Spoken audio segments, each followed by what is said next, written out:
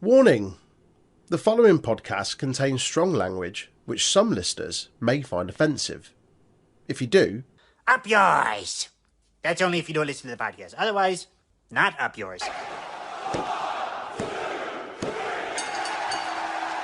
did you know the Untitled Wrestling Podcast is on all of the social media outlets? Give us a like, follow, share, subscribe, or even a review if you're feeling generous. Facebook and YouTube at Untitled Wrestling Podcast, Twitter, Twitch and Discord at Untitled Rest Pod. Hello, everybody. Welcome to another episode of the Untitled Wrestling Podcast. It is Tuesday. You know what that means. It is me, your Big Tasty, joined as always by Faye and Jay. How are we doing? I feel like I'm coasting the adrenaline. Just for obviously, this is going to be our Double or Nothing review. We all watched it so we were recording this on Monday evening. We all watched this last night.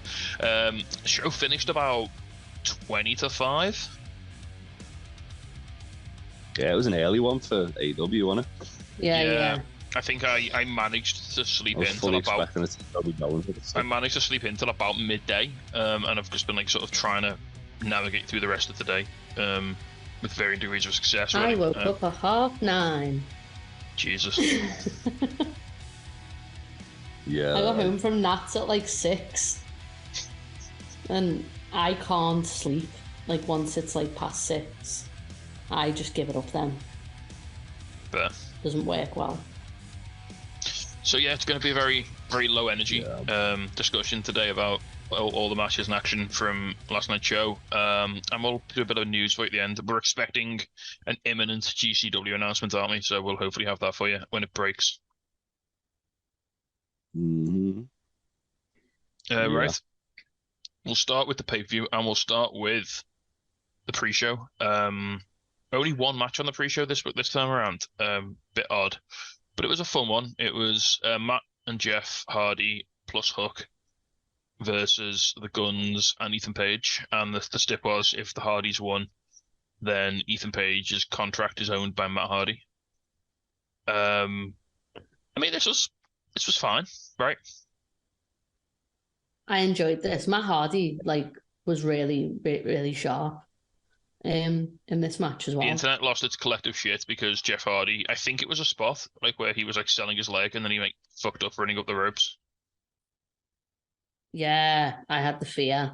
I think it was definitely meant to happen because the commentators covered for it very slickly. They just went straight. They acted as if nothing had happened, and the internet was like, "Oh my god, Jeff's on the drugs," and no, he's probably just selling his leg injury. And oh really? Yeah.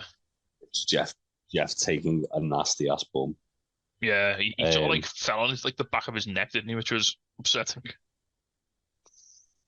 Also, shout out to having the announce table by the ring. I like that. For I looked so happy. Oh, JR hated it by the end. Yeah, JR was fuming as well. JR was really upset for the entirety of his time on commentary in the show. Yeah. Yeah, because he got most of the shit matches. Mm-hmm. Yeah. So yeah, the Hardys win after Ethan eats 2 twists of fate, 1 off each brother, and then he gets a red rum for a tap out. Yeah. Then we have Gangster Tony. That was so weird. So they introduced. Oh. Go on. Just no, it's okay. I'll follow up from. No, just talk about Gangster Tony. Tell me all about him. It was not so much Gangster Tony, that was just bizarre. But shout out to Martha Hart for she did so well on the mic this time. She didn't seem as nervous as she was last year. I said last night the thing with Martha Hart is she's a legit doctor. She's a really smart woman. Yeah. And obviously it comes across when she's talking she's really nervous. She's obviously very excited because she's honoring her husband as much as idiots on the internet seem to fucking forget that this is her way of honoring her husband. It's not a fuck you to WWE. It's not a fucking AEW trying to cash in on Owen's legacy. It's Martha wanted to honor Owen's legacy, but she didn't want to do it to the company that she blames for his death. Yeah. And you can see like she's extremely excited to talk about Owen whenever she does talk about Owen. You've just got to watch the Dark Side of the Ring about it to kind of see that. Like she beams when she's talking about him, and you could tell like she was excited, but also because she, as I say, because she's like such a smart lady, she's probably more used to like talking in like a sort of like university lecture, like a lecture hall, or a convention, or like a fucking dinner for like the Owen Hart charity, not cutting a wrestling promo. So it come across like very awkward, but in a kind of charming way, because I liked it. I thought it was really good because you could see like she was just happy to fucking be there, and happy that people are talking about her husband in a positive light. And to anyone who does think anything but that and is listening to this, stop fucking listening to our podcast. I don't want you, because it's not down to a company trying to fucking cash in on a guy. It's down to a woman trying to like memorialize her husband, and she shouldn't be vilified for that in any fucking sense of it. Not at all. So yeah, got a little bit sidetracked there, but I just thought it was an important thing to say. It was valid. But so I noticed Martha announces. I'll also shout out to Daddy Dave on Twitter, who referred to her as Martha Owen by mistake, because that's how surnames work, right? Yeah, totally. So yeah, they announced that obviously what we already knew, the Owen tournament was going to start at Forbidden Door, and it's going to take place pretty much entirely in Canada, by the look of things. Yeah, which explains the hat. Yeah, and then Tony came out wearing what can be described as like a sort of weird mounty hat with the Owen Hart Foundation logo on, and Martha Hart called him a gangster. He looked so uncomfortable in that. He did. He really did. It was so good. He looked like he hated every minute of it. But again, little reminder: if you fucking forget, it is for a charity. Yeah. It's not like it's for a fucking cash grab. It's for a fucking charity. Yeah. Sorry, right. I've seen a lot of idiots on Twitter talking about it today, and I probably should have just put my phone down. But I haven't seen that. I'm glad that it's got a real stick in my craw. Should we move on to the show proper then? To the first match. The reason that they only had one match was because we got to see all the entrances, which I appreciated. Oh, I also want to shout out as well. Obviously, Renee and Big Show and Stokely and someone else who I don't know were doing like sort of intros for like all the matches. Sorry, Kazim Fayidi, I think it is, or Fayidi. Yeah, apologies, I probably put his name, but he's I believe he's former writer for WWE. Oh right, okay. He's quite a prominent name in wrestling anyway. But shout out to when they threw to RJ City interviewing Arn Anderson backstage, and RJ asked Arn, he said, "Are you packing heat tonight?" And Arn's response was, "Ask your mother." And then without missing a beat, RJ City signed off with, "Well, my new stepfather, Arn Anderson." Love that. Also, them constantly calling Paul White the Big Show was hilarious. No more BS. It's on the t-shirt. Come on, play the game. I love that every time Stokely made a reference to like the height, like it just cracked up Paul. Like my takeaway from this is I want to see them having like a Tuesday Night Titans style talk show, or like an ESPN panel show with RJ City, Paul White, and like Stokely. Like three guys. Thoroughly, I wouldn't even say Renee needs to be on it just because she like does enough on TV. I'm talking about people who are thoroughly but I'm talking about people who are thoroughly entertaining, who don't really get a lot of TV time. Like Stokely's is like petered off. Yeah, and this would be the perfect kind of like thing. Like do sort of like a sports center like ESPN style thing. You could do a pre-collision. You could do a pre-collision. You could do a post-collision. You could do like talking smack and Raw Talk used to be. Get Danielson and Renee on one, and then Stokely did make multiple references to this being the tallest pre-show panel of all time, didn't he? Did. He did. Which was great. Right then, onto the Battle Royal. We saw, as you said, Faye, we saw all the entrances, which was fucking great. Like the actual show started like as Orange's music hit, basically, didn't it? Mm-hmm. Yeah. Yeah. Which, again, as we all There decided, was a nice little bit of foreshadowing as well, where like Orange entered and walked through like Swerve and Brian Cage, who then stayed on the ramp. yeah. Ah, that was so good. It was just a little thing, but I was as soon as that happened, I was like, oh god, sneaky Swerve, sneaky Swerve. So just to run down the entrance, we had Orange Cassidy, obviously, the Butcher, the Blade, Ricky Starks, Bandito, Commander, Lee Moriarty, Big Bill, Davari, Tony Nese, Trent, Chuck, Penta, Phoenix, Kip, Swerve, Brian Cage, Jay White, Juice Robinson, Keith Lee, and Dustin Rhodes. Yeah, it was a lot of meat in this, wasn't it? Yeah, but also lots of flippy boys as well. So it started out like real flippy and like real like fast paced, and like not everyone got in the ring at this first right straight away, which sort of like I know like in sort of storyline like, well, why would anyone get in the ring? Why would everyone just stay outside and like wait for everyone else to get eliminated? But some people just got in and had a wrestle, and it was fine. It helped sort of like stop it from being a bit too crowded. It meant that like Jay White. Yeah, it meant that people like Commander could just run around the ropes like idiots and jump on people, which was great because that was really fun. But again, so AEW did that thing they always do in Battle Royals, which is they use it to advance storylines, which I thought they did very, very well here. Mm-hmm. Yeah. So you had... it was... Go on.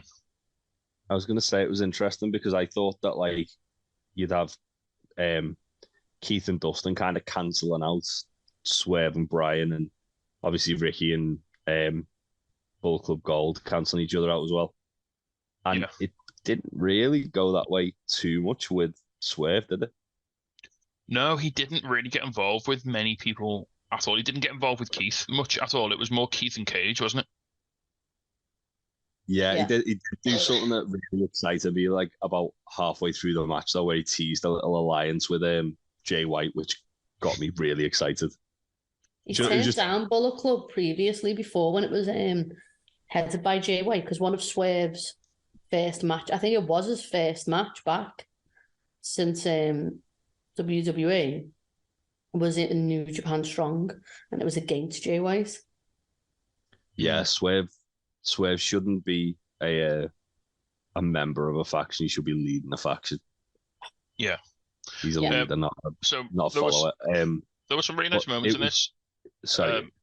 Go on. So we had some best friend stuff. So Chuck Taylor got eliminated because Orange Cassidy ducked something basically that hit Chuck and sent him out.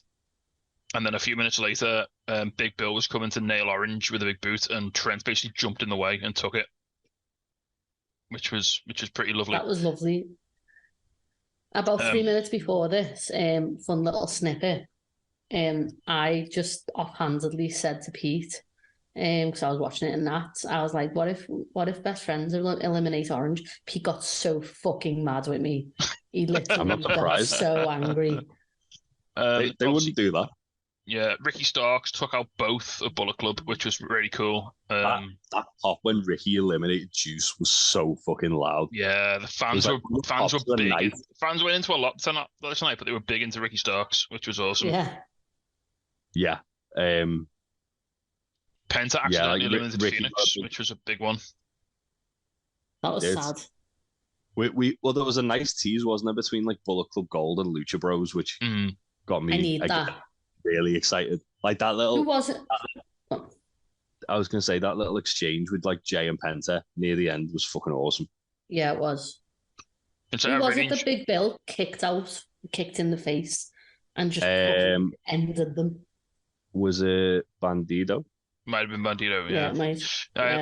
Commander got eliminated because he was running the ropes and Jay White just shoved him off. which was Fuck great. Around and find out. Yeah. Oh no, wasn't it when he eliminated Trent? Big Bill. I don't know who it was, but he kicked someone in the face, and it was when Trent pushed Orange out the way. Yeah, Trent got kicked in the face real hard. Yeah. Yeah, but I mean, Big Bill was on Moriarty, the one on there, Bandito. Yeah, yeah. Bandito, there was a really cool Big moment Bill as looked well. like a star.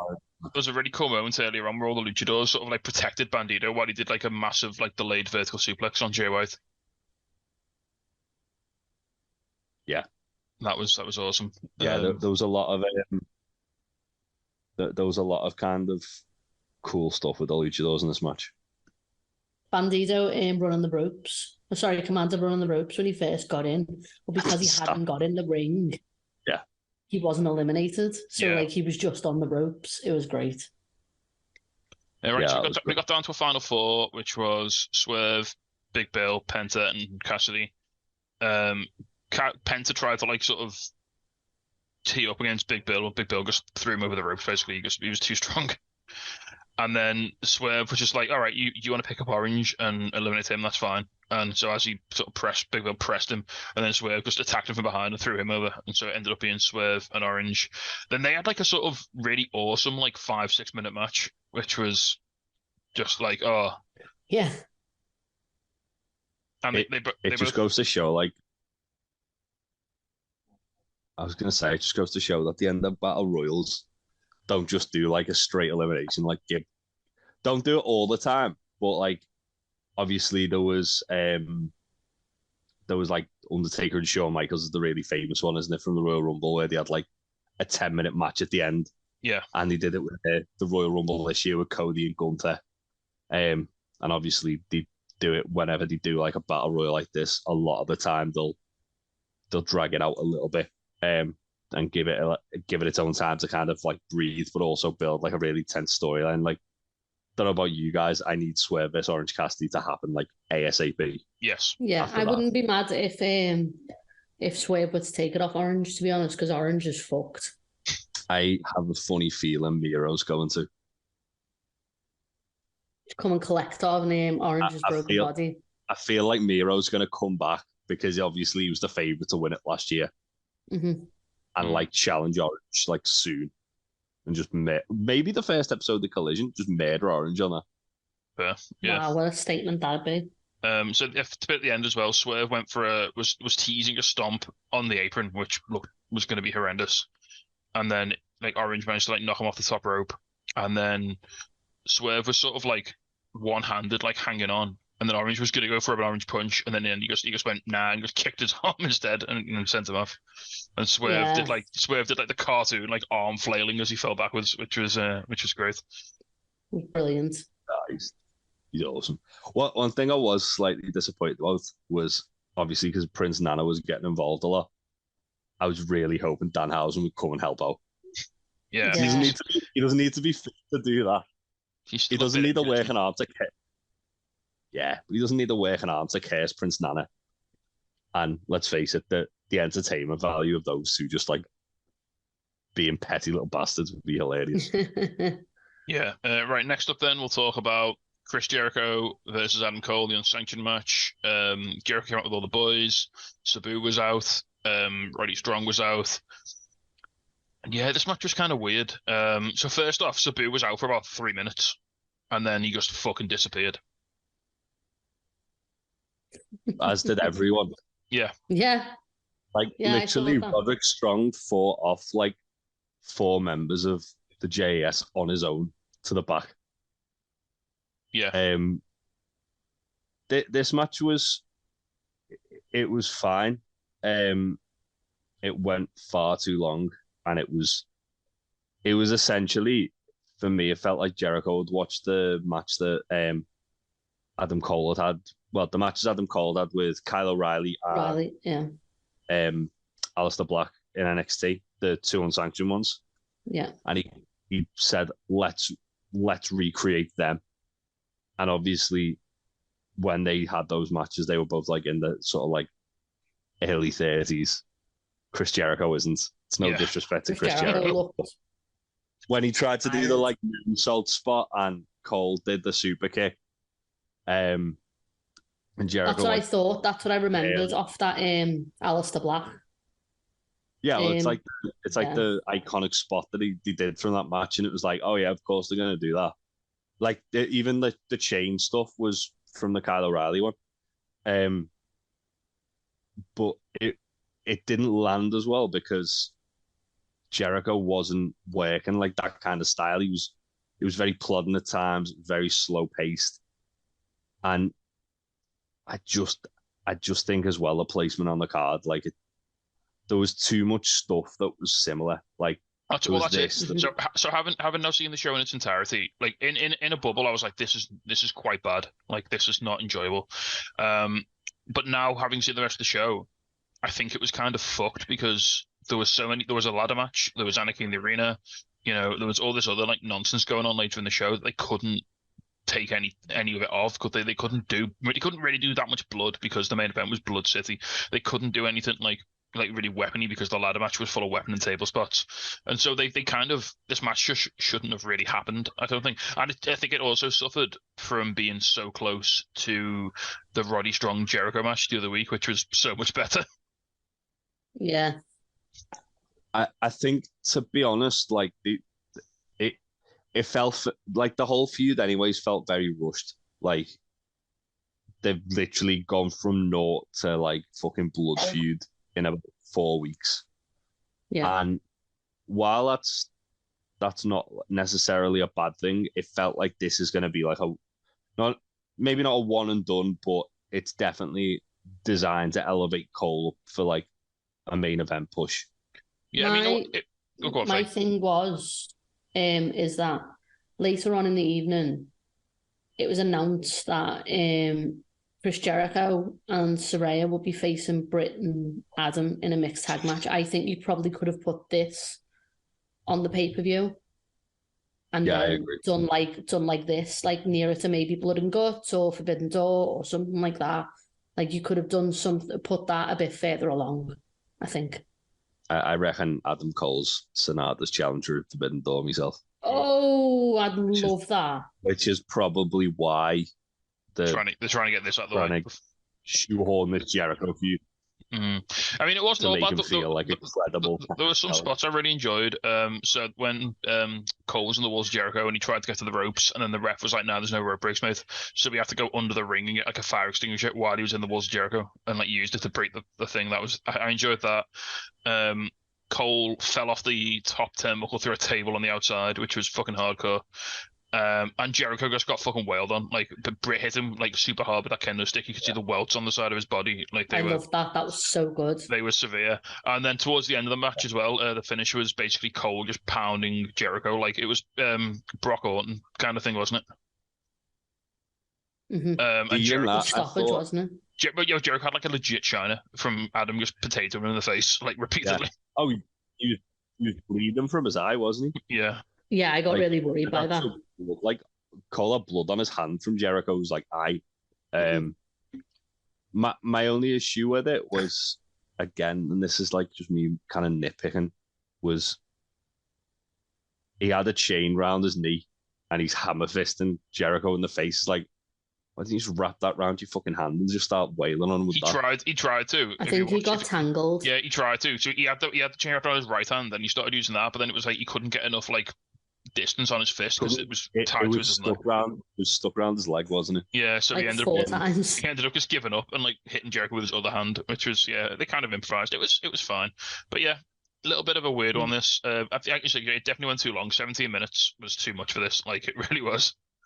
Yeah. They could have done everything they tried, like they were trying to do. They could have done in 12. Easy. All right, next up then we'll talk about tag team title action. FTR versus Jeff Jarrett and Jay Lethal with Mark Briscoe as a special guest referee. Yeah, again, so this one went a bit long. 20 minutes, this match. 20 long Jeff Jarrett minutes. 20. Listen up, Slapnuts. It's not working, pal. It's again, this could have been 10 minutes. The last 5 minutes of this match were absolutely sensational. Yeah. But everything that led up to it was just a slog. We didn't need 6 minutes of Jeff Jarrett getting his heat in on Cash Wheeler. No. We didn't need that big, long, drawn out fucking Sunjay getting chased around the ring spot. No. So should we just talk about the last 5 minutes because that was the best part? Yeah. Yeah, well, it was from Sanjay getting ejected and then Jarrett tried to blindside Dax with the guitar, hit Mark, and then just shit hit the fan. Yeah. Aubrey tried to come out and like count because Jarrett got shot machine, didn't he? Yeah. No, so Mark got like fucking he got hit with the guitar, didn't he, Mark? So he was out. But then didn't FTR? Oh no, it was Jay got FTR shatter machine. Jay straight after, didn't he? Yeah. So then Aubrey came out. She was trying to get down to the ring. Sanjay was blocking her, and then out of nowhere, Karen Jarrett nails Aubrey with the other guitar. Yeah, and now Karen Jarrett is banned from AEW Unrestricted. Yeah. What else was good was and I hate to pay a compliment to Jay Lethal, but that double lethal injection was nice. I mean, like props to Sanjay for having two pencils, one behind each ear as well. I really enjoyed that. Well, and he on had the four. sleeves. Actually, he had one on each sleeve. Yeah. Oh, did he? Oh, Jesus. Yeah, that portrait of them all walking down like the country road on the back of his jacket was phenomenal. Yeah, like there was a really good kind of like frantic exchange where they were getting referees down, and obviously the heels were trying to stop any kind of like interference. Any kind of referees from interfering with them, basically their fuckery essentially. Then the finish, Jarrett hit Dax with the belt and then hit the stroke. Mark counted a really slow, like it was insane, wasn't it? Because he'd obviously been woken up. And Jarrett's like getting in Mark's face. Mark slaps the taste out of his mouth. Yeah, he did. If you remember the slap he did on Dynamite, it was another one of them, basically, wasn't it? Yeah. And FTR retain. Again, an issue I did have with this was this could have just been a match that they done on like Battle of the Belts or something. Mm-hmm. It didn't. Double or Nothing's arguably the biggest AEW pay-per-view of the year. It didn't need to be on the show. Remember when the AEW tag team title scene was red hot and had some of the best tag teams in the world? Yeah. It's insane, isn't it, that like they still have those teams there, but for whatever reason they're just like, oh yeah, let's give Jarrett and Lethal another shot. Yeah, I mean, I've got no problem with that. Like, it's fine. They're a legitimate tag team, and they told an interesting story, and it's worth it because we got that awesome vignette where they went down to the Briscoes farm and helped out, which was amazing. I was about to say, as far as character work goes, there's not many people who can kind of match up to Jarrett in AEW. Like, he's such a dislikable heel, and obviously he brings like a different kind of sort of flavor to everything because he's like a sort of old school Southern heel. Like and so many of the heels in AEW are like cool heels that like people like. Yeah, everyone loves them. Yeah, Jarrett arguably is the top heel because he's the one who everyone does detest the most. Yeah. Does his job. Even MJF, like people hate him, but they love to hate him. They love him. He gets pops, doesn't he? Like Jarrett never gets pops. Jarrett just gets booed. Like that's it. Yeah. No, but Jarrett's smart in the sense that because obviously there's a lot of sort of like from like the 90s and like the early 2000s where he was kind of like just forced into this top guy position where obviously in WCW it was because he was mates with Russo, and then in TNA it was because he owned the company. The genuine kind of dislike for him for it, so like he just plays off it now. Like he knows he's not gonna be the top guy, but he also knows, oh yeah, I can get heat off this though. Yeah, and he does. He gets nuclear heat. Like as I say, he's one of the guys that like gets like the most booze every week. Because like it's almost like his gimmick is like he's like you say, it's self-aware, isn't it? It's like, yeah, I know you hate me because I got over pushed, so I'm just going to pretend to be. I'm going to play that character who is happy. Like I'm friends with like I politic my way into like higher positions, and like I'm gonna play your perception of me, basically. Yeah, which is awesome. It's so much fun. I mean, I'm not gonna. I mean, I don't want to. Put the blame on anyone, but the Acclaimed had a much better match with Jarrett and Lethal. Mm-hmm. That's because the Acclaimed were working in a Acclaim match, whereas FTR like have that sort of old school style anyway, and they were all kind of playing into it being like this old school sort of like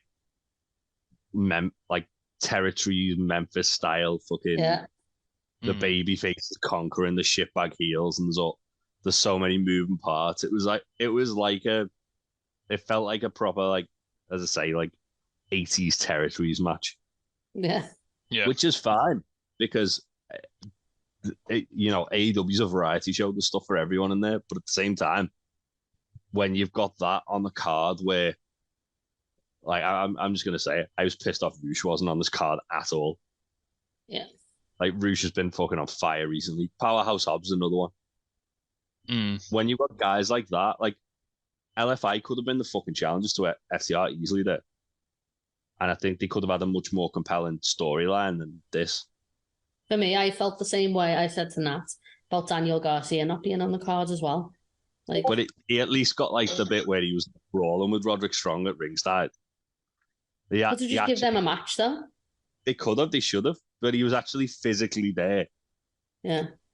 Roosh wasn't even fucking there except for Bryan Danielson. Hey, listen, all I'm saying is if Aussie Open haven't got the belts within like 7 days of Mark Davis being cleared, then FTR have been doing some politicking. Yeah. CM Punk's coming back, though, isn't he? Right, they've we'll got to drop the belt so they can do the trios, haven't they? Yeah. We'll move it on. We'll talk a ladder match. Wardlow versus Christian Cage. Christian Cage comes out and sends Luchasaurus to the back. He said he's got this. And then ladder. The weirdest cut-off turtleneck I've ever seen. Yeah, and then ladder crime happens.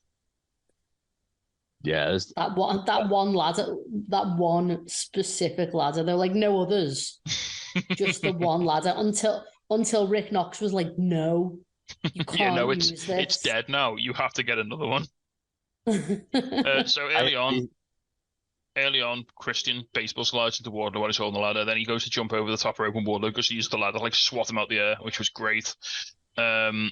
At some point, Christian's on the ladder, Wardlow jumps onto it, and the ladder just fucking dies. It's just not. Yeah, he tried to do the Shelton Benjamin spot of like springboarding onto the ladder, but Wardlow weighs about 10 times what Shelton Benjamin weighs. I was gonna say add like 50 pounds onto that, and the ladder's just gonna give up. When he fell, I thought he'd legit injured himself because he was like holding his shin, wasn't he?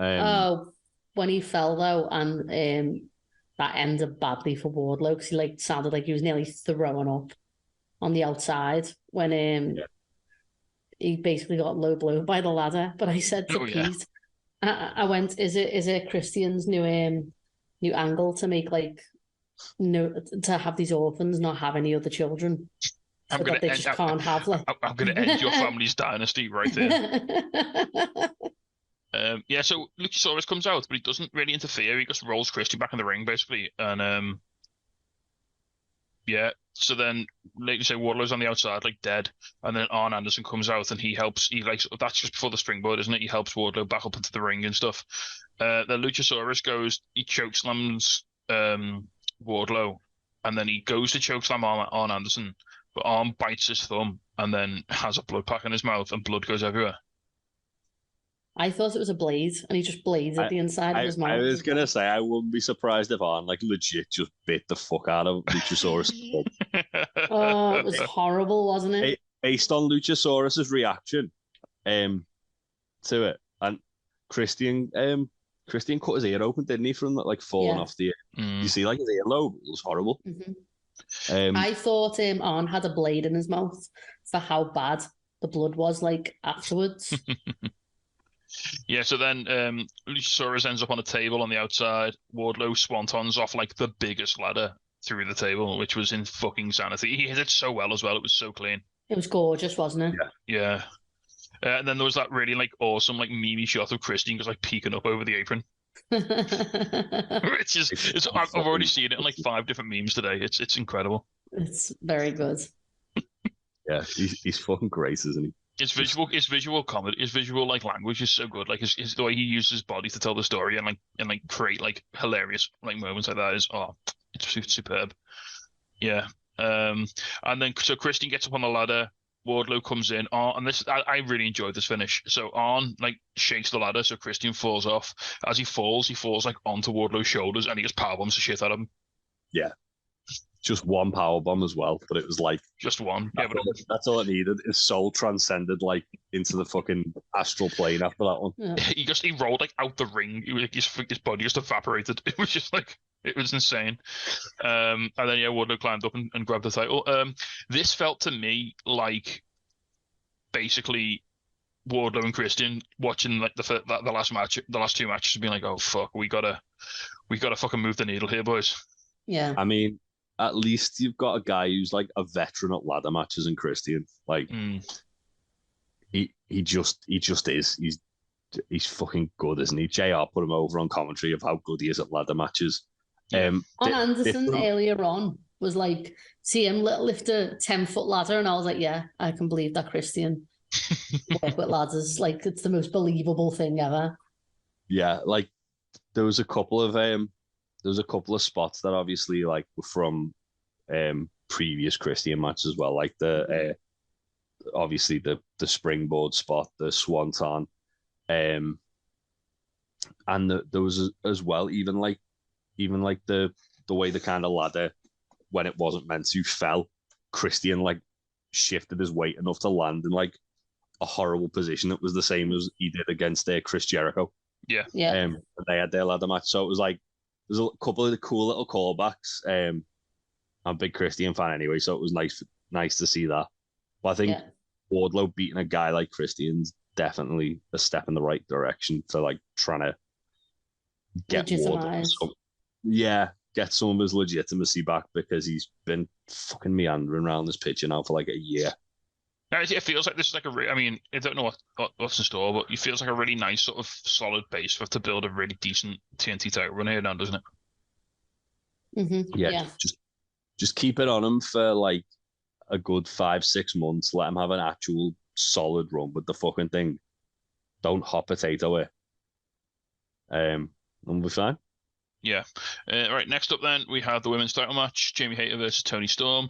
I really liked the build to this. I know it was very sort of out of nowhere in a little ways, but the way they sort of spun it the last week or so, and like it became more Toni Storm saying, "You want to be the champion when AEW comes to Wembley, and I'm going to take that away from you."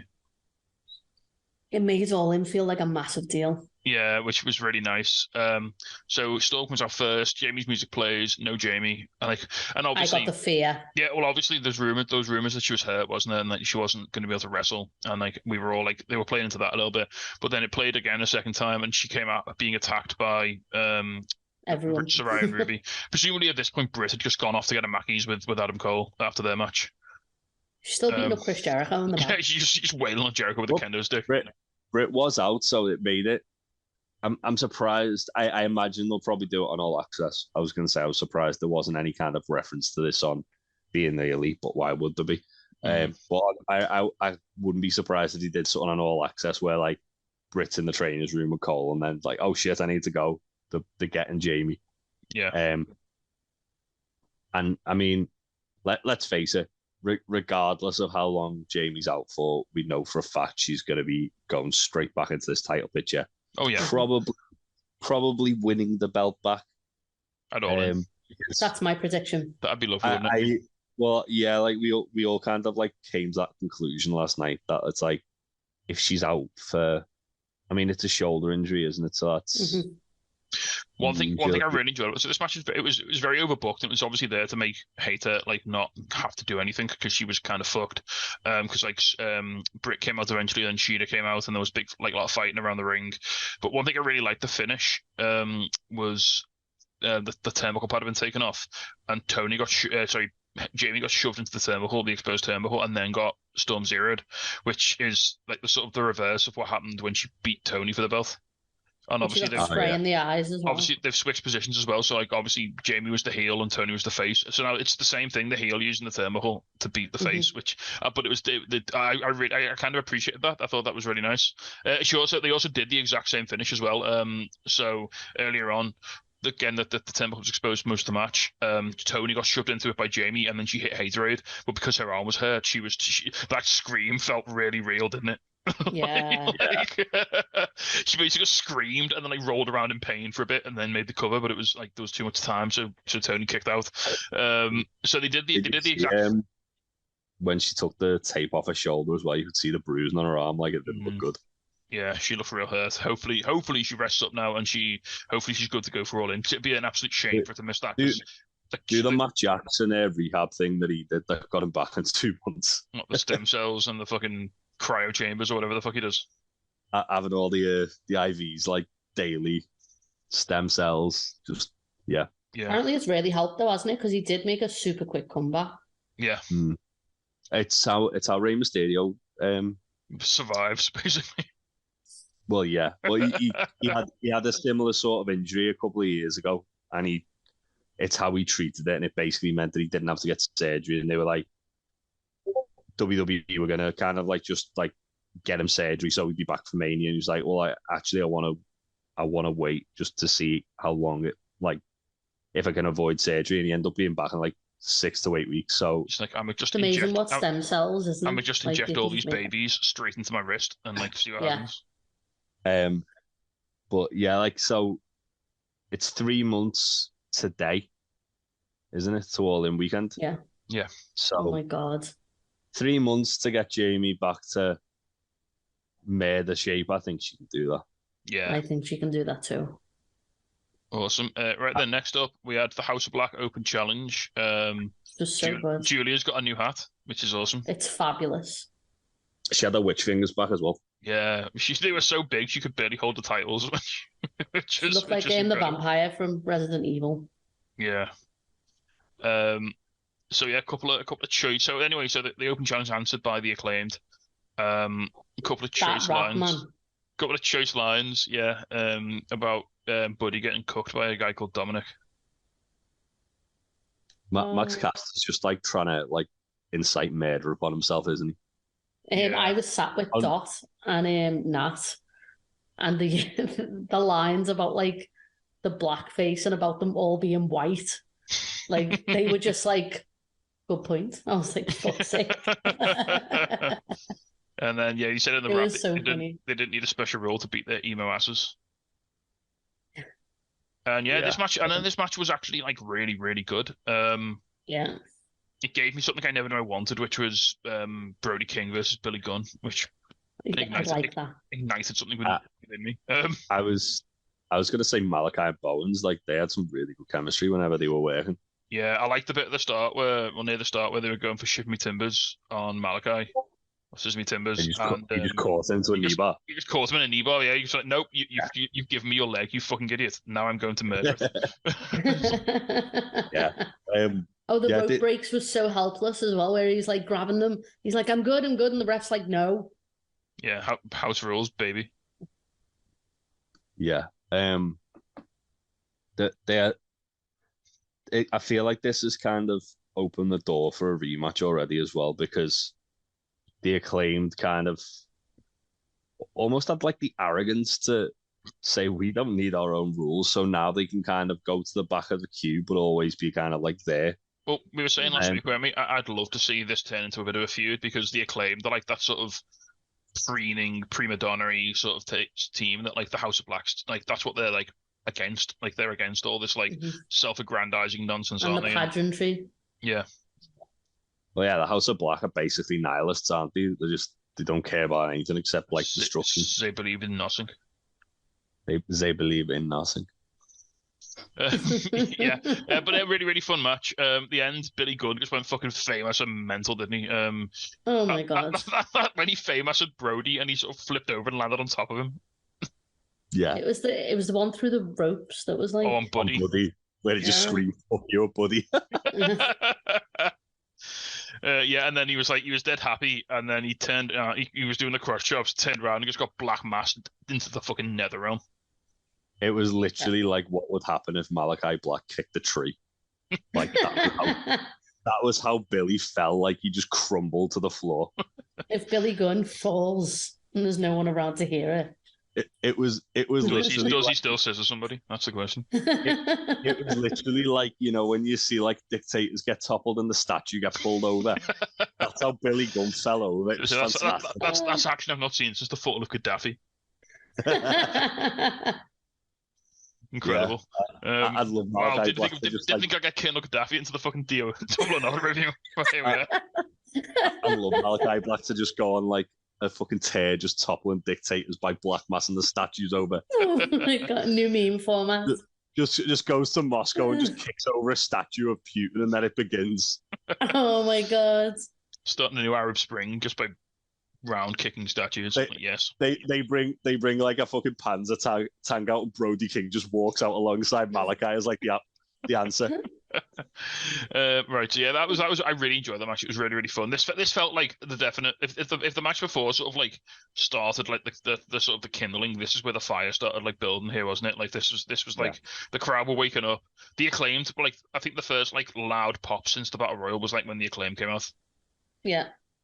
And it felt like, okay, everyone's all right for this now. Okay, we're cooking here, and like let's go. Next up we had Jade Cargill versus Taya Valkyrie. I mean, just to the very start, the two entrances were phenomenal. They had like dancers out, and Jade had like members of her like sorority out, which was really that was cool. Lovely. Yeah. And they had someone who I'm too old and white to know about doing music for her. But it was really good. I thought she was one of Jade's friends. I mean, Jade knows literally everybody famous in the. She's a baddie. Yeah. No, Jade, just by the way, they were kind of like with each other when Jade got to like the bottom of the ramp. Like it was a bit more kind of like personal than like when you see like a rapper like rap someone out to the ring, and then you have that awkward kind of exchange with the rest. Like, yeah, I just sing your song. Also, shout out to Jade for finally finding an outfit that she wasn't like constantly falling out of during the match, which was nice. Yeah. She got that fit down. But yeah, so the start of this match, there was like an audibly loud dueling chant for Jade and Taya, which was awesome. Yeah. Like, crowd really into this.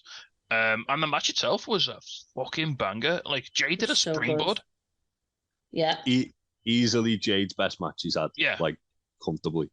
I mean, guess what? It didn't fucking stick around too long. 9 minutes, boom, bang, bosh. Yeah. Everything you wanted. I think as well though, like as soon as because Taya was very dominant in this match, not to the point where it made Jade feel like she was under threat of losing. Like it still felt like this can go either way, which you don't really get at like that often when you've got someone who's portrayed like Jade, where they're just like a force of nature. Yeah, I loved the bit where Taya jumped off the top rope to the outside, and Jade just moved out the way, and she just murdered Mark Sterling. Yeah. Yeah.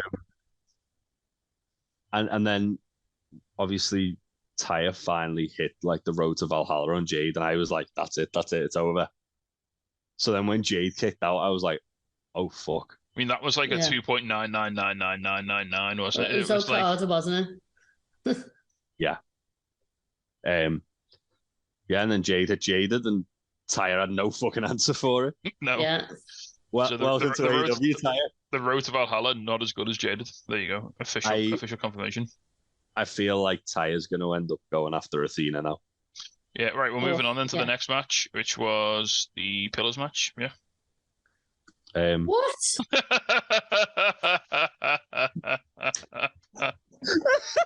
just leave it. Oh, they looked so annoyed at you. No, so after the match, this was Jade 60-0, by the way, so they put a big thing of 60-0 on the screen. Yeah. Mark Sterling comes up and Sammy Guevara. Mark Sterling comes out and tempts a bit of faith by saying, Jade, well, there's no one left to challenge Jade. She'll take on any challenger, anytime, any place, anywhere.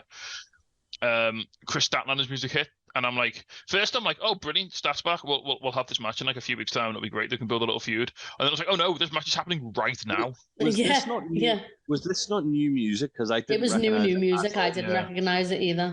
It was only the fact that like because I was like a bit behind because like my fight had froze, so I was about like 10 seconds behind. So my phone was going fucking ape shit. And I was like, well, this is someone big. Well, at first, like as soon as Mark started like announcing that, I was like, wonder if it's Jordan Grace. Like, I wonder if that's gonna happen. But yeah, that would have been cool. But I feel like Stats been the plan for a while. This meant this. I mean, with respect to, I love Jordan Grace. I'd love to see her come to AEW, but this meant more. This was so good. We were all in tears. I didn't realize it was a year to like almost the day that Statlander had challenged Jade the first time, Oh, wow. and she got hurt like not long after, because when they were doing like the press conference after, Tony was like, "Oh yeah, like I remember the reaction that you got last year when we were here in the match with Jade." So obviously we had to like kind of like follow that up, and it just turned out the timing wise it was then. Yeah, Chris looked fantastic. She looked like she like put in a lot of work to get back to like. Also, at the top of the ramp, she signed "Mama's Home" in American Sign Language. She did. Yeah, she looked like she'd like put, as I say, put in the work to make sure like she ain't getting hurt again anytime soon. Yeah. I saw her on Instagram the other week doing like a workout, but like upside down because she's a fucking machine. So you know. Yeah.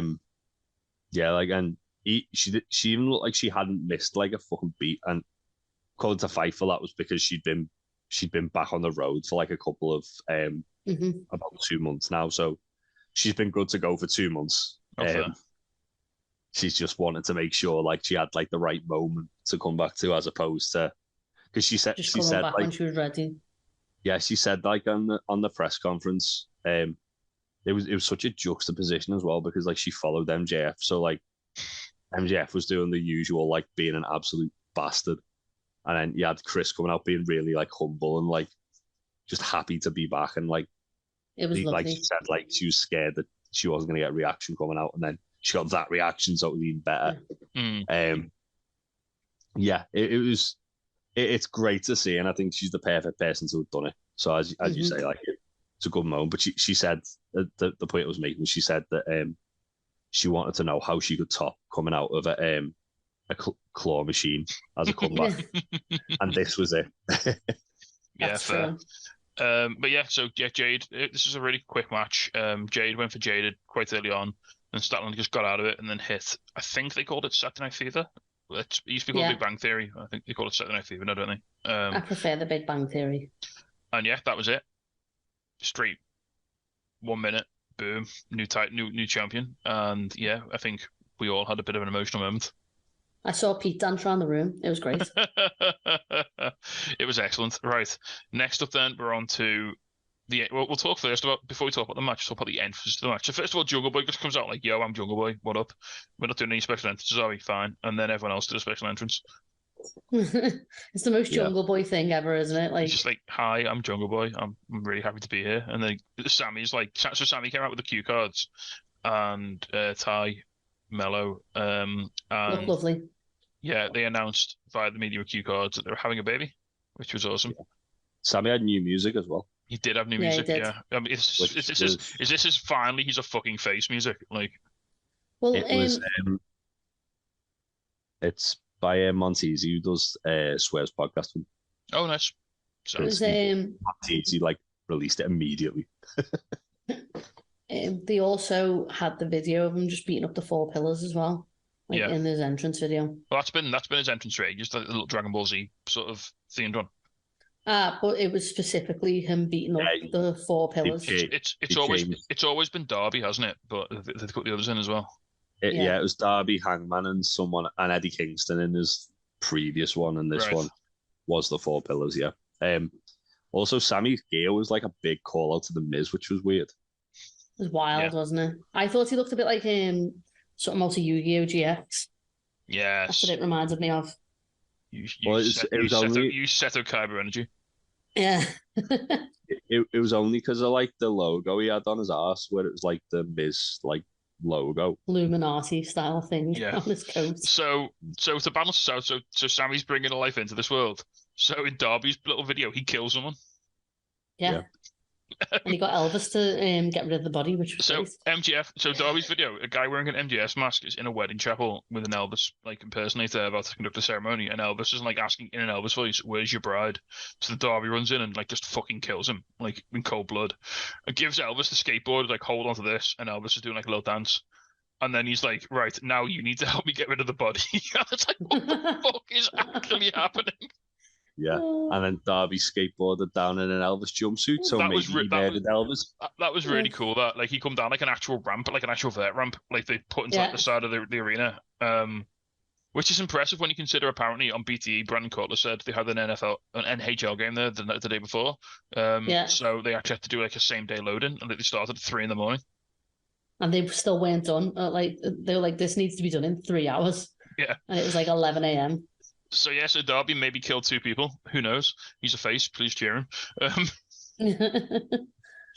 And then MJF like descended from like the ceiling on a throne in like the most Triple H way possible. This was fucking badass. So the orchestral MJF music, obviously, as you say, MJF was like fucking salt of the earth Shao Kahn on that throne descending down. It was so badass. Very, very, very cool entrance. And the match did not disappoint either. It was so good, wasn't it? Yeah. I mean, this was a bit of an uneven pay-per-view, wasn't it? But this match was a legitimate match of the year contender. Like, it was so good. Yeah. Yeah. Yeah. It had so much in it as well. Like the submission bits were just unbelievable. And you know what my favorite spot was? Where they all did their Wrestle Dads moves. Yeah. Yeah, so like it was like Darby did a Scorpion Death Drop, Jungle Boy did a kill switch, Sammy did something, a code breaker. Walls Jericho, yeah. And then MJF did the Crossroads. So good. Yeah, it was a didn't Sammy do a Judas effect actually in that spot? Oh, was might it? have done, yeah. Yeah, the submission Because it was when they were all him moves, not the submissions, yeah. Yeah. MJF was such a bastard in this match as well. Like, he was phenomenal, as he always is.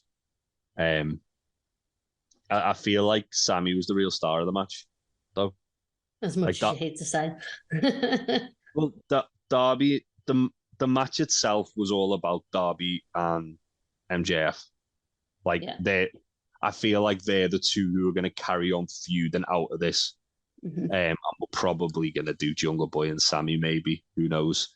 But what's that? Darby and MJF carrying on their feud, maybe to All In, maybe with added Goldberg. No, thank you. But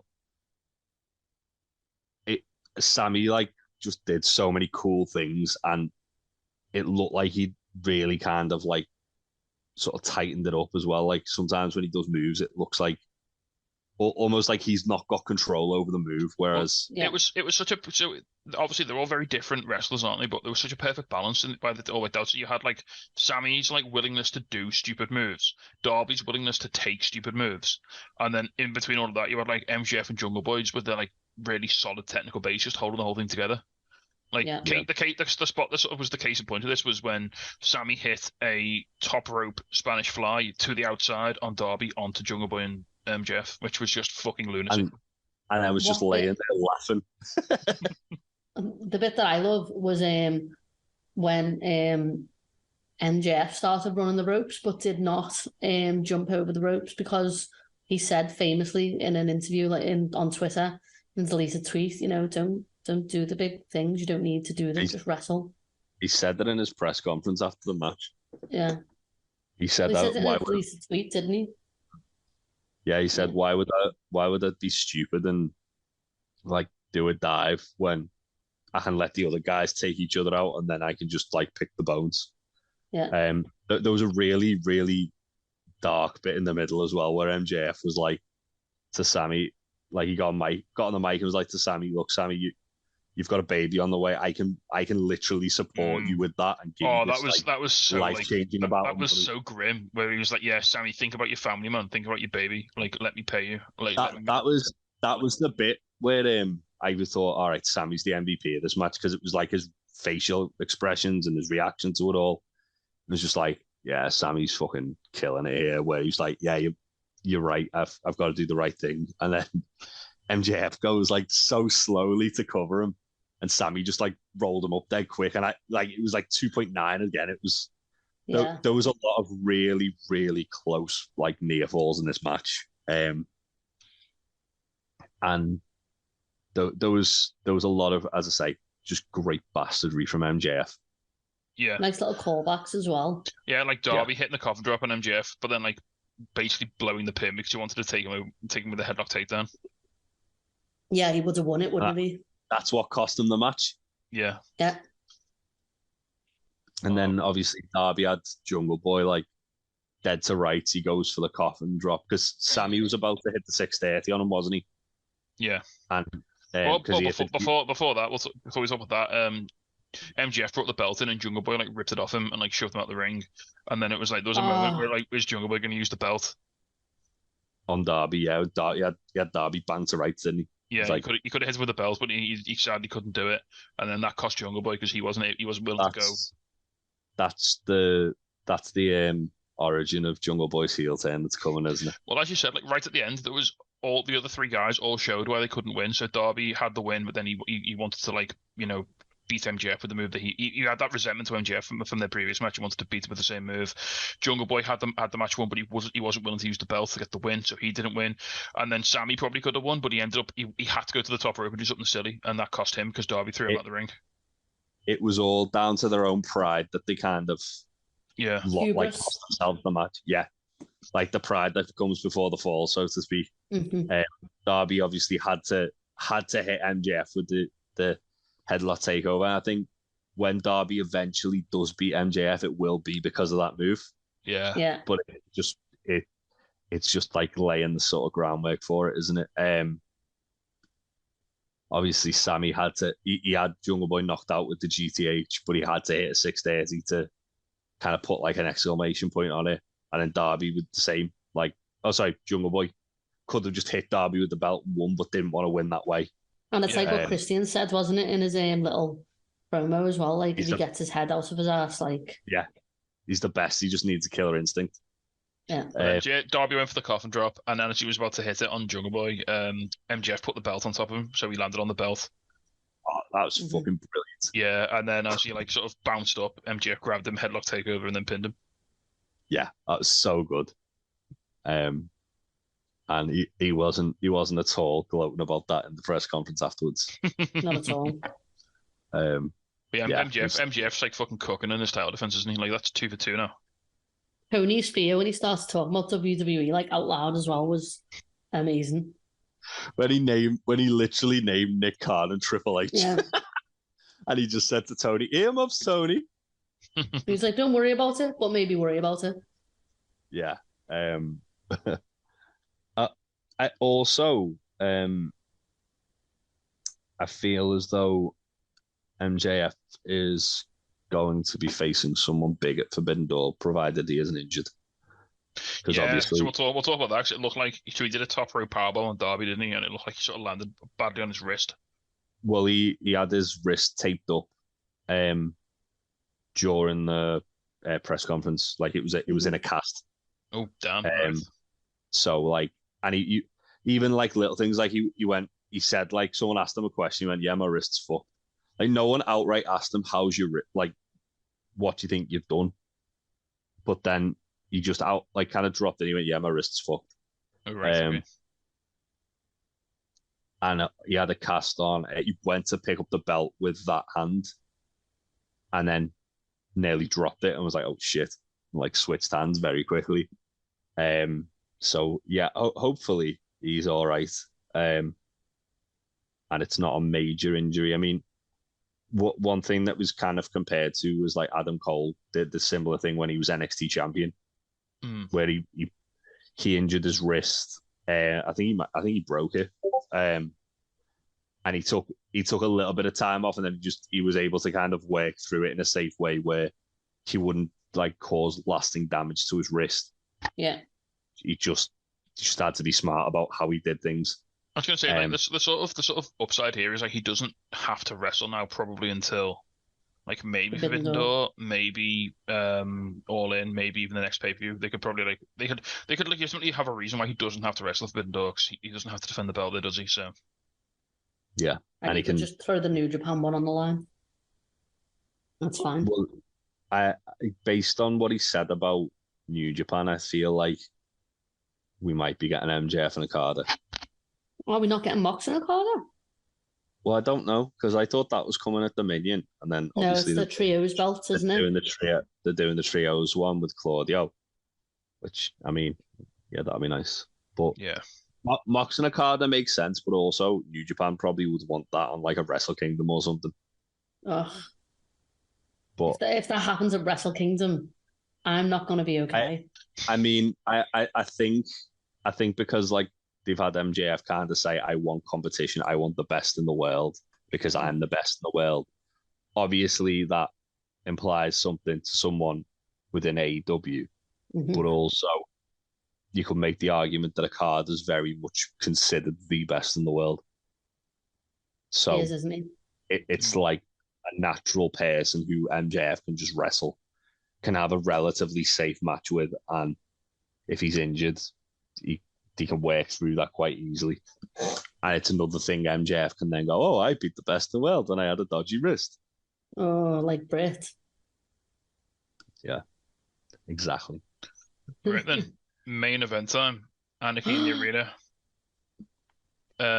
So yeah, we start off with the entrances and Oh I my can't remember the God. name of the band. What, Jay, do you want to help me out there? Violent Idols. Band Idols. They were playing. So they're the guys who did Moxie's original theme. And they started out playing Wild Thing, and then, as is tradition now, apparently they just kept going for like 10 minutes. I explained this to Dot. I was like, last time it just kept looping, and it felt like a fever dream. So this kept going all the way until the Bucks went up the ramp and like sort of Murdered they approached the Stinger, at which point he like unzipped his jacket to reveal a BCC shirt, and then they just super kicked him. Yeah. Oh. Which was excellent. The first like 5 minutes of this match were just fucking chaos. You couldn't tell what was going on because like the cameras couldn't keep up. So there was a bit at the start of this where I really was struggling to get into it because it was very, I don't want to say formulaic. No, I don't want to say formulaic, but it was very like the Elite do the stuff where they're just getting all the shit in at the start. Yeah. And I was just kind of like, well, what made the first one so good was that it was just chaos. Like they went and brawled and then they didn't go near the fucking ring for about like 10, 15 minutes until they needed to. Whereas they were doing all the stuff in the corners, they were doing all like getting all the shit. And I was just kind of like, they're very meticulous, aren't they? Like it felt like an Elite match. Yeah. And I was like, this shouldn't feel like this. It should feel like a BCC match. It should feel like they're in deep water. They're in fucking trouble if they don't adapt to their style. I mean, within the first 5 minutes, that's exactly what happened. Within the first 5 minutes, Rick Knox was just bleeding. Yeah. Didn't Claudio open him up? Probably. I don't know. There were some really nice callbacks though as well. So like Kenny and Moxley started wrestling around the poker chip, which obviously throws back to like Mox's debut. And it turns out the back of it was covered in glass and barbed wire, which everyone went into. So that was fun. It was so good. Yeah. Also, shout out to the jackets. The jackets were amazing. Yeah. Matt Jackson got big swung like out in the concessions area, which was great. Into a bin. Yeah. Into a bin, yeah. And then power drove onto a flatbed truck. Onto the bed of a truck. Yeah, it was so good. It was fantastic. Right, now we're going to have a little conversation here. A lot of people are going to tell you that this Anarchy in the Arena wasn't as fun as last year's. It wasn't as, crazy, like stuff didn't happen. You have to remember that Matt Jackson super kicked John Moxley in the face and his shoe exploded. Yeah, that's been very divisive. I know what the internet's like, but I enjoyed it immensely. I thought it was cool. It was like a nice little thing to like the barbed wire, exploding barbed wire. Can we just put some fucking respect on John Moxley for taking an exploding kick to the fucking face? Yeah, I was gonna say I thought it was cool, but I thought it should have took Mox out of the match. Like Mox came back like the fucking devil. I like that though. I like that like he comes back from these like horrific things and like he comes back worse. And like what did he do? He took Matt's shoe off and then dropped his bare foot onto thumbtacks. So good. And then filled his mouth with thumbtacks and got Claudio to uppercut him as hard as he could. Yeah. They also dropped Nick face first onto the thumbtacks. Yeah. Oh, Danielson fucking took out the entire elite, like by himself with big psycho knees. He did. Yeah. And then right at the end, as I predicted, Hangman got brained with a fucking screwdriver. Again. Oh my God. Yuta.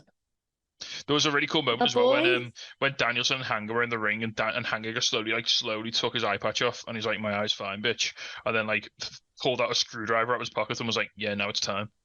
Well, he threw the eye patch at Danielson and said, "Keep that, you're gonna need it," and then pulled the screwdriver Yeah, out. because screwdriver time. You know what was so good about Danielson in this match was that he was literally covered in everyone's blood but his own. Yeah, there was a point where he was just like beating the piss out of Matt Jackson on the outside, and his right hand was just bright red with blood, and it wasn't his. It was just he was literally got out of this match completely unscathed. Yeah, it's because what I like about it. Insane about it. It was very Danielson in the way of like he was directing. It felt like he was like influencing the turn of the match. Like he was directing. Like he's like. There's obviously not like that ringleader, but like he's the one who holds the leash of everybody in the club.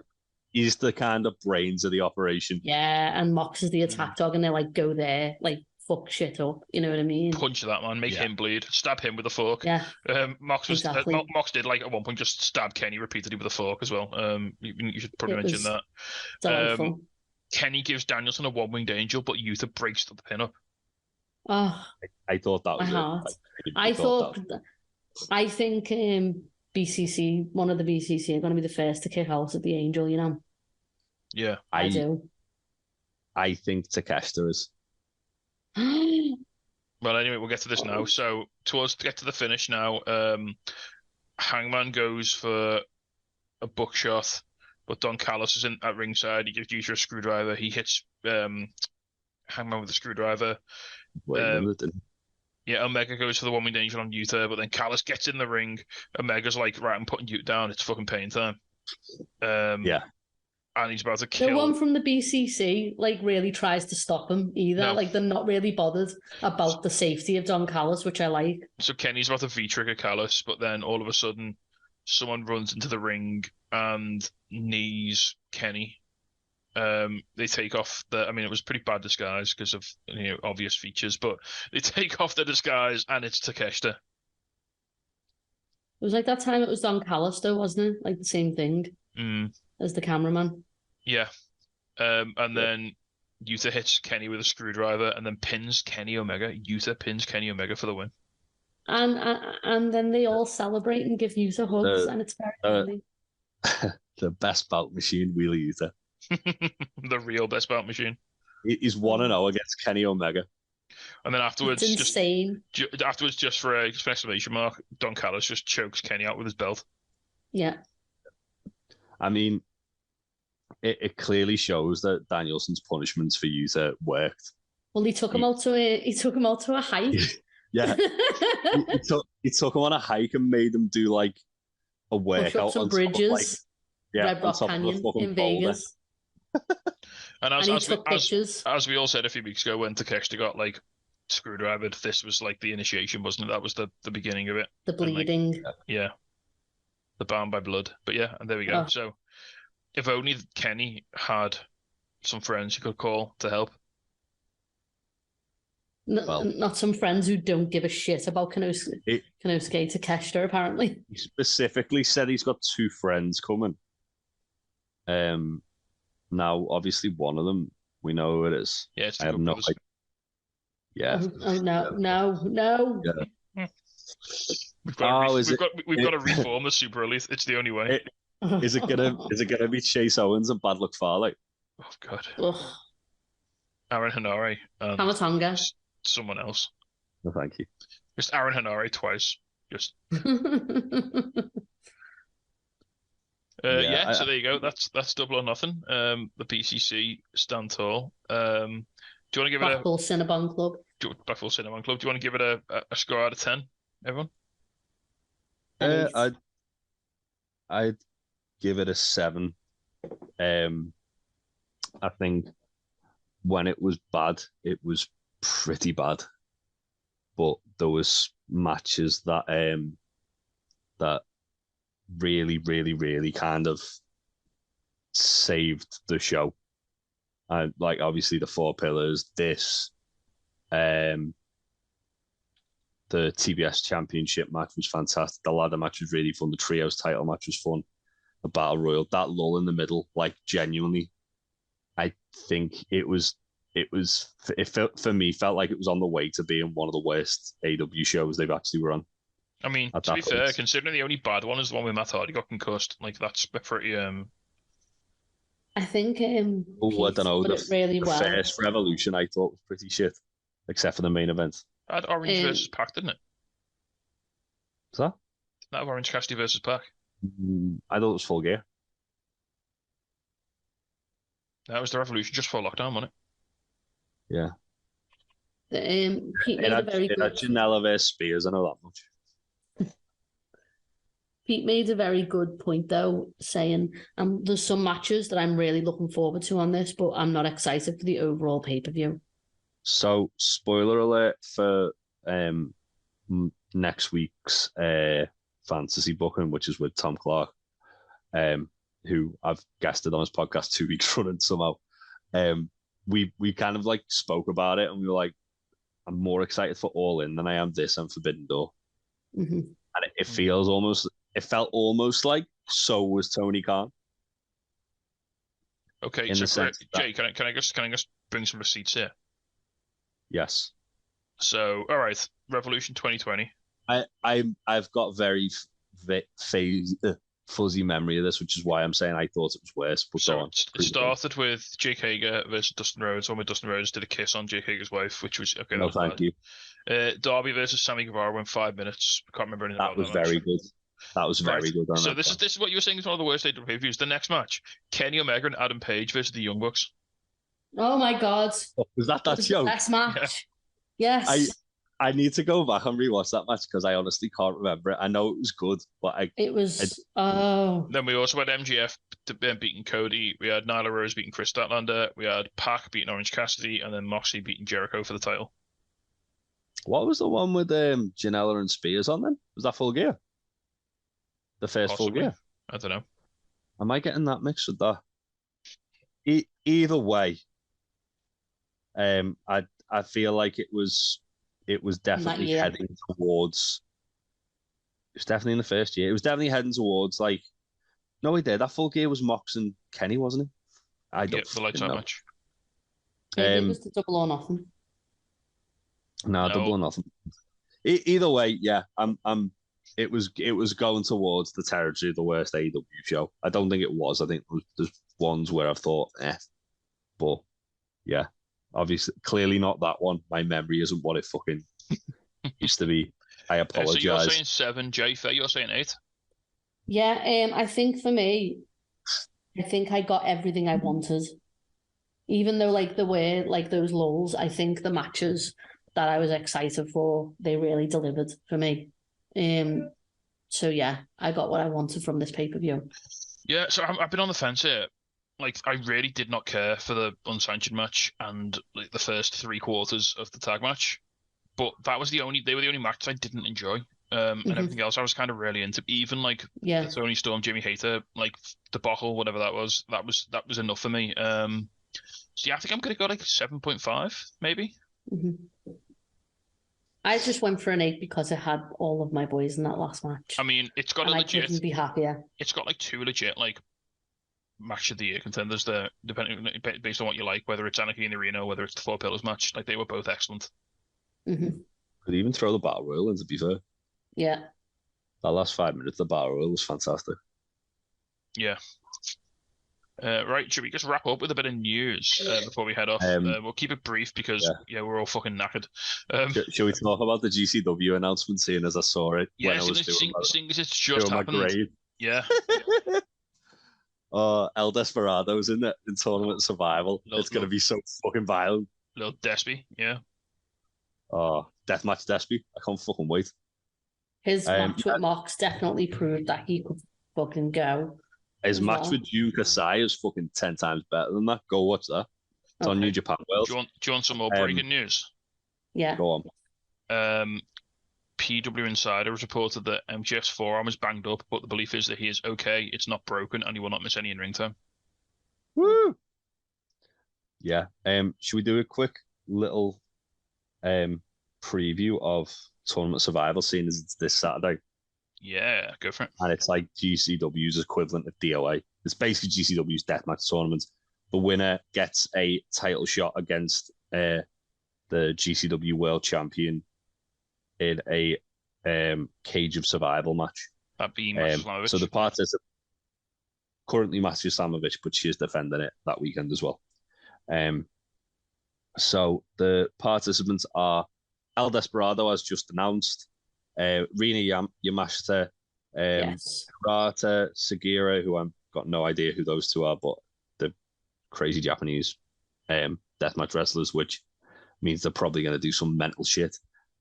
Joey Janela, Sawyer Wreck, Casey Kirk, John Wayne Murdoch, Cyclope, Miedo Extremo, Matt Tremont, and Green Phantom, who is a Canadian deathmatch wrestler who is fucking mental. Yeah, there's some good stuff there.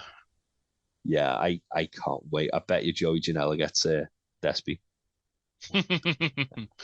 I really want it. I really want it to be Rena versus Despy, but I reckon Joey will. Just because. Fair. Anything else before we head off? Anything else you want to put in? BT made me very sad. Suppose we should quickly run down the results of the other show. Show me WWE one. Oh, Seth won the title. There you go. Seth won the world title. Jimmy Uso turned on Roman Reigns. Seth looked fabulous. Cody lost. Yeah, Cody passed out because Cody passed out because Brock did a Kimura. Let's see what else. Yeah, that was it really. One to end on, just because I'm pushing my own agenda here. During the post show of Double or Nothing, Tony Khan asked about Goldberg potentially wrestling his retirement match at All In. Nope. Hey. And he said he's actually spoken to him. Oh no. Well, I'm gonna one up you and say that Orange Cassidy wants to do a match with Zack Sabre Jr. Yeah. And that's what we should be talking about. I was gonna say also which is much cooler. Another legend is that Tony Khan has also said that he's spoken to Jushin Thunder Liger to potentially present the winners with the Owen Hart Cup tournament. Oh, nice. Yes.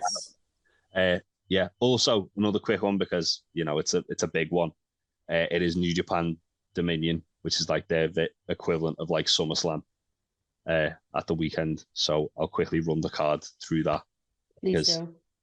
It's got some Forbidden Door implications. So the IWGP United States #1 contenders match, Will Ospreay versus Lance Archer. The winner will face Kenny at Forbidden Door. Just 5 guys: Taichi Duki, Yoshinobu Kanemaru, and Taka Michinoku versus LIGA. Titan, Bushi, Shingo, and Tetsuya Naito. The IWGP Junior Tag Team Championships, Intergalactic Jet Setters. The team of Kushida and Kevin Knight defending against Catch 22, which is TJP and Francesco Akira. Zack Sabre Jr. versus Jeff Cobb in a rematch for the New Japan World TV Championship. Unified IWGP and New Japan Strong Tag Titles. Bishamon versus House of Torture versus the United Empire for the vacated titles. The G1 Climax lineups will be announced, so we will be talking about that next week. Oh my god! Announce Bryan Danielson, you scum. Do it gay though, you fuck. David Finlay. Yano beat him. No, thank you. David Finlay defending the Never Openweight Championship against ELP. The Never Openweight 6-man Tag Team Championships. Okada, Tanahashi, and Ishii versus Blackpool Combat Club, including Shota Umino, who probably going to be in Blood and Guts, you lads. And finally, the IWGP Junior Heavyweight Championship, Hiromu Takahashi against the winner of Best of Super Juniors, which was Master Wato. And the IWGP World Heavyweight Championship, Sanada defending against the returning/debuting Yota Tsuji, who is a big, big man. And I'm going to briefly mention Nigel McGuinness. What about it? Danielson. What he said at the press conference. I want it to happen. Nigel's fine. Fine. Just to sign off with then, also, it is, as we record this on Monday, it is Takeshita's birthday as well. He's reborn, apparently, and the Elite was the greatest. He said. So, yeah. There you go. We'll find out all of that next week. So that's going to do it for us this week then. We'll be back next week to talk all about the fallout from this and other bits of pro wrestling goodness. We're also going to, I think we'll preview Atomics. We'll go into that week out on Wednesday only, so we'll talk a little bit about that. So we'll see you all next week. Take care and goodbye. Bye. Bye. Hello, yes, Danhausen here. Danhausen has been summoned. You must love this podcast housing, the Untitled Wrestling Podcast housing.